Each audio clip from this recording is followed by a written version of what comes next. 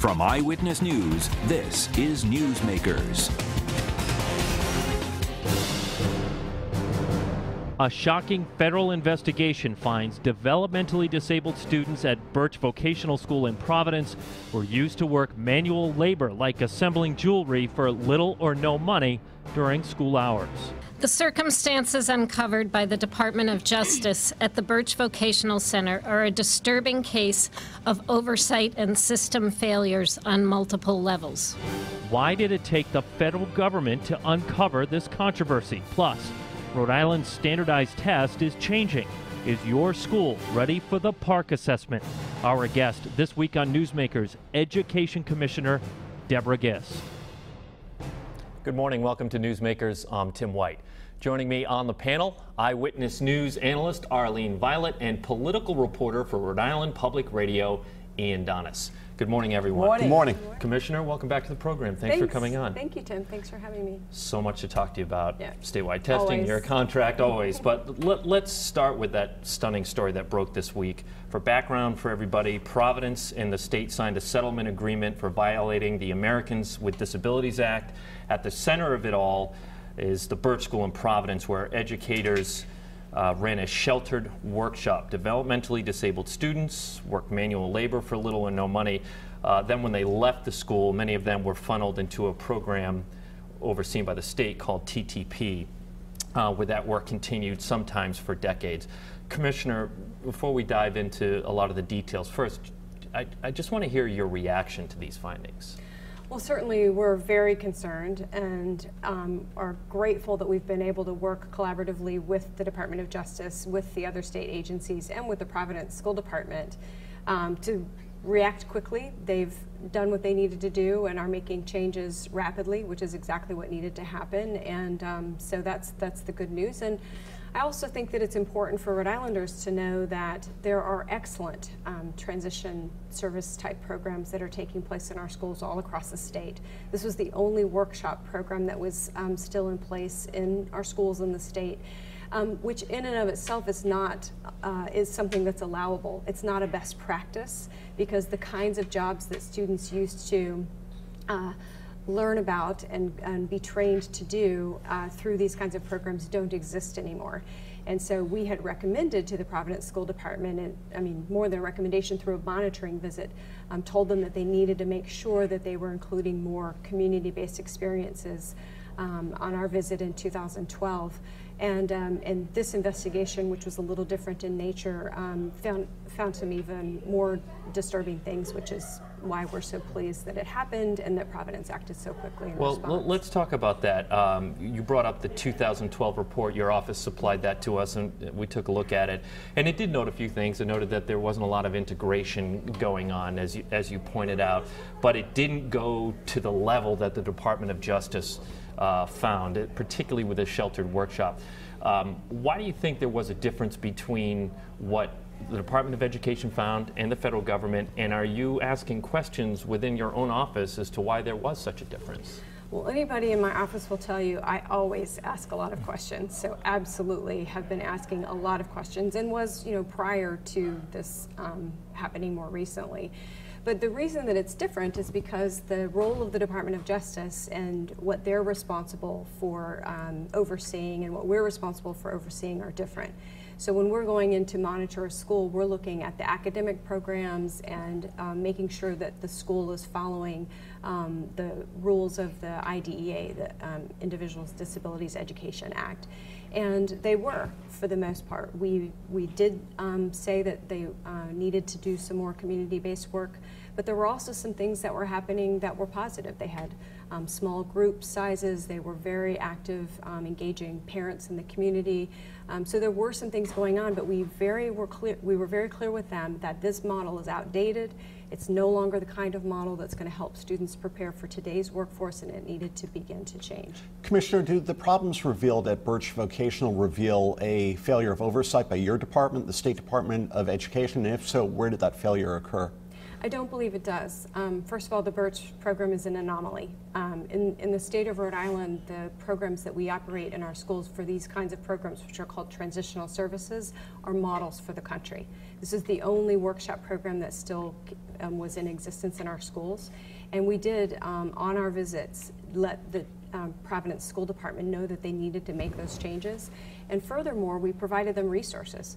So we've provided technical assistance, a full-time person there to help them to make adjustments, and a number of other things that we've done to not only tell them what they needed to do, but also provide them resources. You've used numerous times the word outdated when referencing the sheltered workshop inside Birch. Is that what you think this is, sort of an old school way of dealing with developmentally disabled students?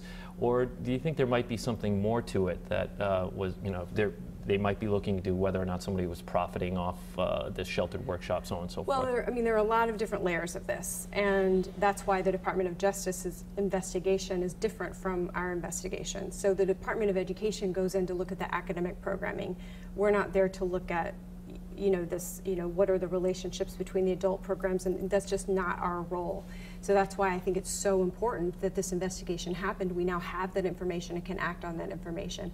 I also think there's a little bit of confusion about the difference between the adult programming that was going on and what was happening at the school. Yeah, that's why I think half the report is out here. It does look from public reports that it's an education problem, but of course many of these persons were adults. The Rehabilitation Act really was what kicked in. Do you feel there's another agency at the state level that deserves a little bit of heat and reform that's necessary? Because these are 40-year-old adults. They're not even in the education system. And when you say that, we should point out that these are the adults that would go to this training through placement in North Providence, and that's that adult placement program.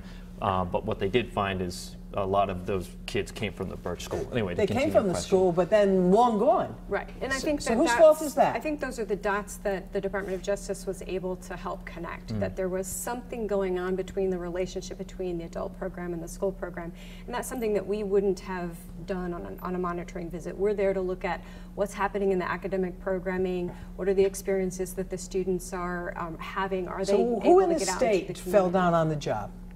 I think it was a combination of different entities. I think it's the people who were responsible in total include my department, it includes the Providence School Department, it includes Craig Stinning's department.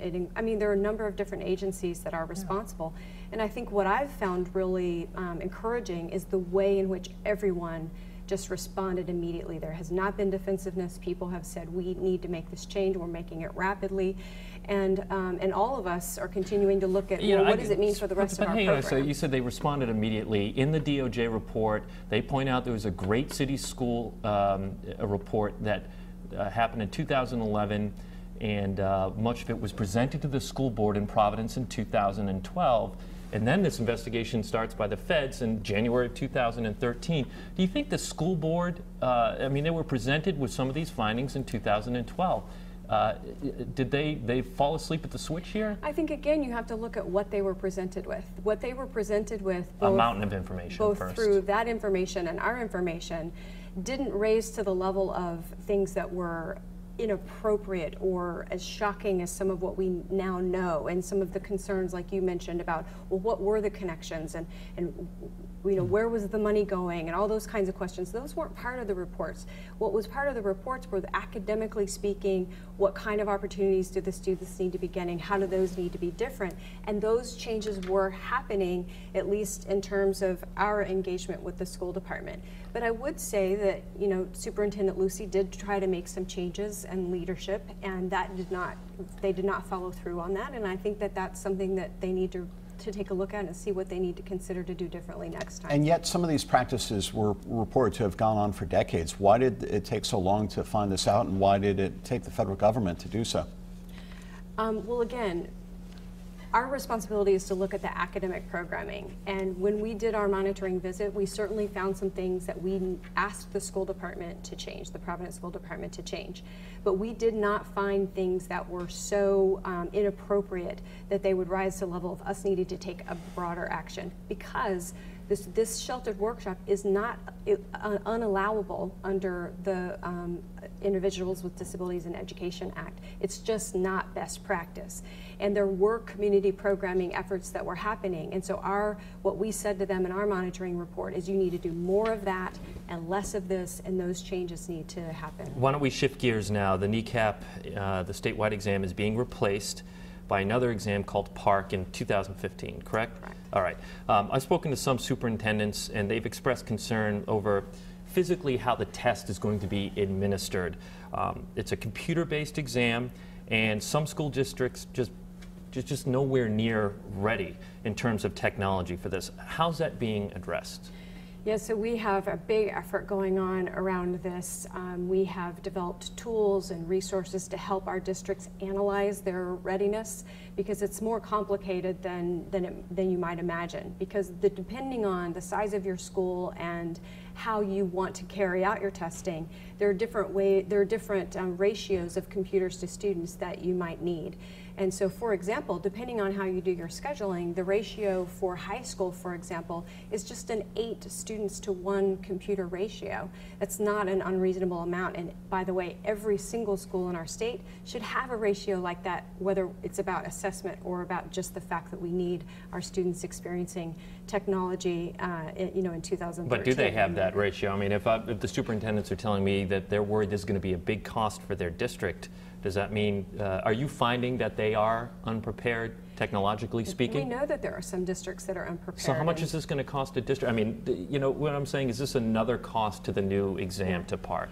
The thing to think about this is that, while the assessment is going to be given online, the conversation should really be about, why do we not have technology in our schools? Why do our teachers and our students not have access to technology in our schools? And that's something that we need to change, whether it's about the assessment or it's not about the assessment. So if the assessment itself can be a driver to make sure that we put technology in our schools, which we should have anyway, I'm completely comfortable with that. But it takes money to do that. Of course it does, yeah. But we already spend money on a number of different things that this doesn't have to be new money.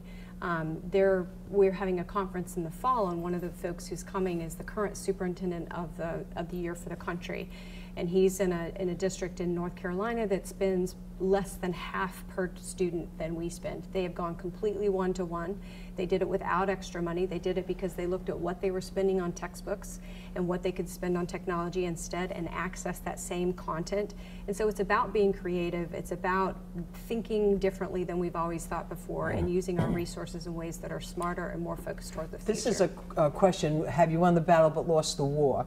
I was at a briefing yesterday, and as you know, the unions continue to vow resisting some of your implementation. We were told that there is an expectation of lawsuits over the use of NECAP, the teacher evaluation issue, elimination of seniority as an appointment because it affects collective bargaining, etc.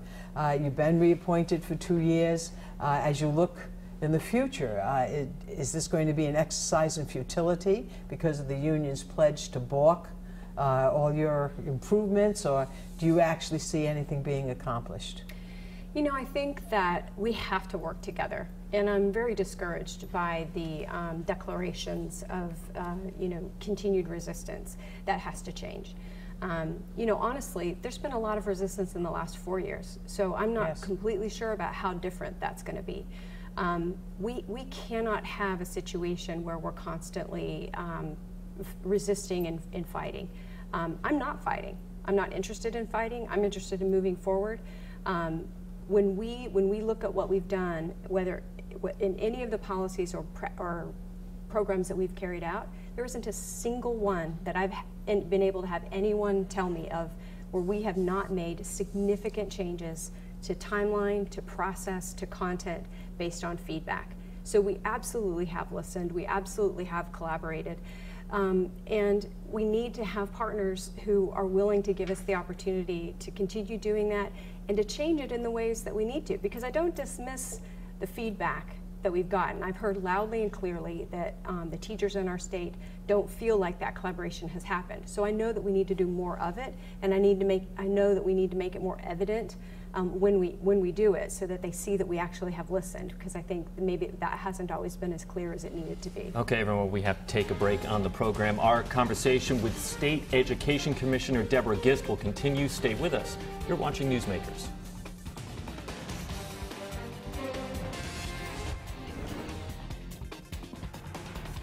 Welcome back to Newsmakers. I'm Tim White. To my right, Ian Donis and Arlene Violet. Our guest this week is Education Commissioner Deborah Gist. Ian. Commissioner, the extension of your contract was a very contentious subject. You have both very strong supporters and very fierce opponents. Why did it have to become such a polarized situation? I'm not sure. You know, when I think about some of the challenges that we've experienced, I would say three things about that. And the first thing I would say, and I want to come back to the first thing at the end because I think it's really important, and that is that I've gotten some feedback that I'm going to use. I'm a big believer in continuous growth and improvement. I'm a big believer in performance management, and that includes for me. So I've gotten some very clear feedback that we need to do things differently. We need to be more communicative, more collaborative than we've even already been. And like I said earlier, more demonstrative of the changes that we have made based on feedback. So that's work that I have to do. But the other thing is that change is really difficult. And when you're doing change that requires a system that's been in place for literally decades and decades, even a couple of hundred years in our state, this is stuff that really requires culture changes. It requires rethinking how we do things, and that can be extremely uncomfortable. And I know people say that all the time, change is hard and stuff like that, but it can't be glossed over. This is really difficult work when you're really trying to change some structural things and some cultural things. And then the third is just the need for us to have relationships that we can agree that even when we don't always agree on every single subject, we're still going to work together. And I need that that needs to be not just from me, but it also needs to come from other leaders in the state, including our state teacher union leaders. We can't get this done without our state teacher union leaders, and we can't get it done without our teachers either.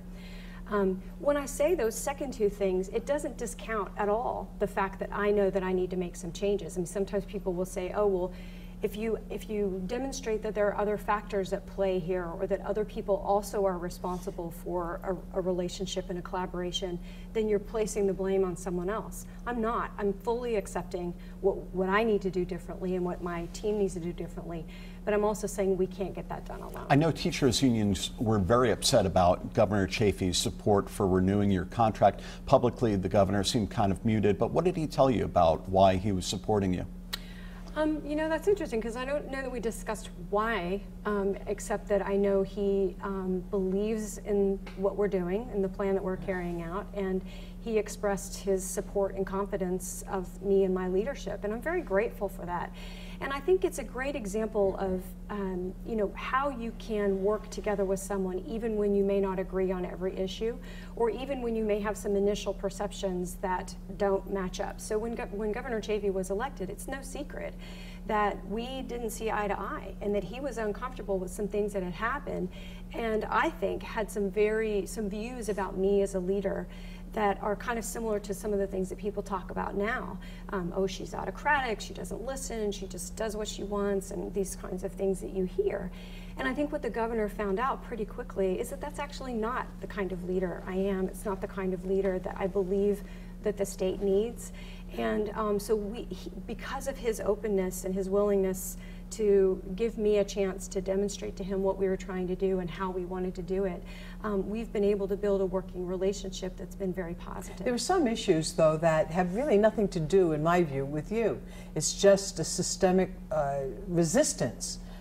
For example, for teacher evaluations. After I wrote a column in support of your reappointment, I got my usual feedback when I support you, and they talked about the Rhode Island model teacher evaluation and support system addition 2 is 100 pages of redundant language written by somebody who probably never spent a day in a classroom.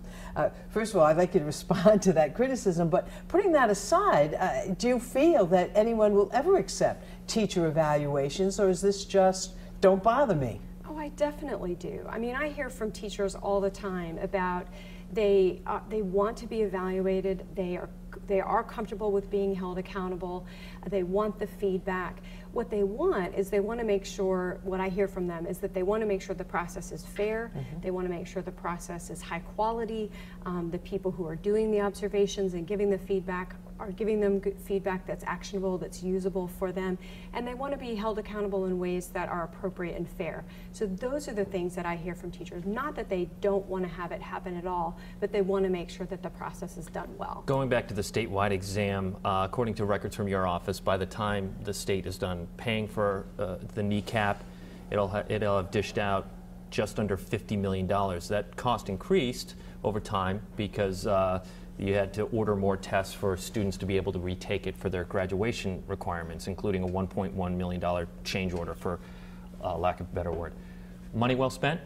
Absolutely. And you know, the thing about the $1 million that was the change, first of all, that was over 3 years. I think there's a lot of sense that this is this 1 year cost, this $1 million cost. It's a 3-year adjustment. And it's a combination of both what we needed to do in order to make sure that students had multiple opportunities, but it's also making sure that when we transition to the new assessment that we do that in a way that is appropriate for the students. So there were a couple of different factors at play there. I do think it's money well spent. I think having high quality assessments, first of all, they're I believe, and I'll want to check on this, but I believe it's about $15 a student or a little less than that per student for an assessment. So that's an annual cost of what it takes to have a high quality assessment that tells us where our students are.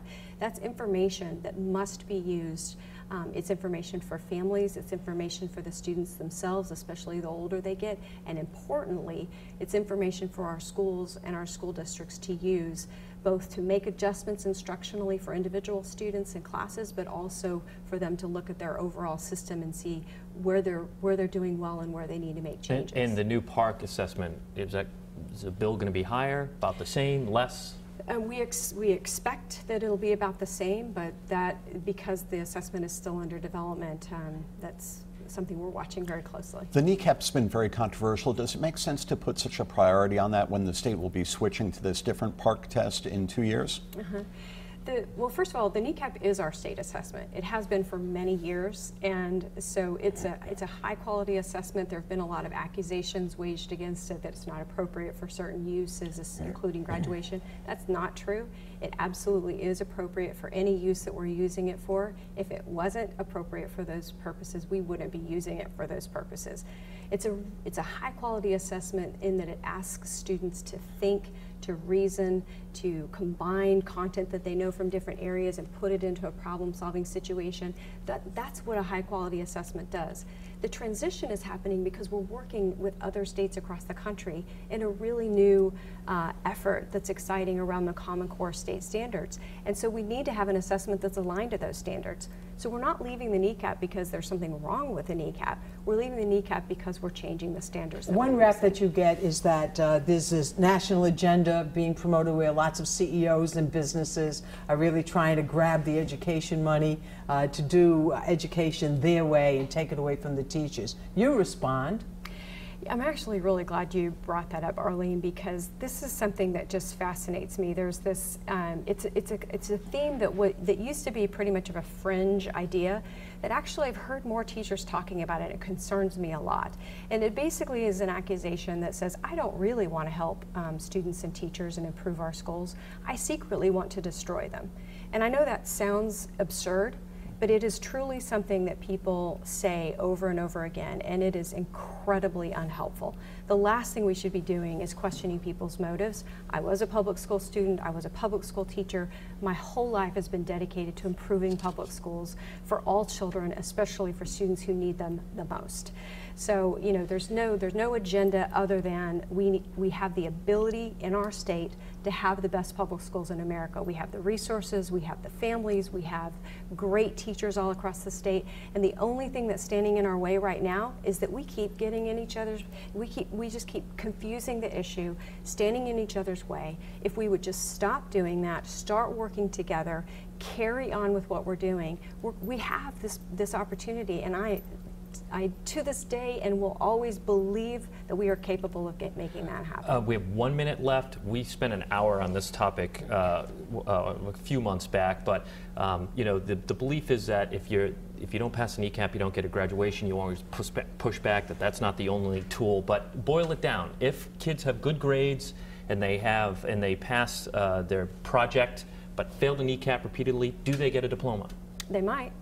Yes, depends on the circumstances. So if they are a student who is ready to graduate and the assessment, the state assessment, the NECAP, or another assessment is not the way to measure what they know and can do, because testing is just not, for whatever reason, a way to measure what they know and can do, but they're really ready to graduate, we're not interested in keeping any student from earning a diploma who's ready to move on to the next phase. The only thing we're trying to do is stop this unbelievable situation we have where we are graduating students and sending them off into the world unprepared for what's next. You know what, I will post that long interview we did a couple of months back on our website, and if you missed any of this program, it's on WPRI.com. It's under the on-air section. For Arlene Violet and Ian Donis, I'm Tim White. We thank Education Commissioner Deborah for joining us, and we will see you next week on Newsmakers.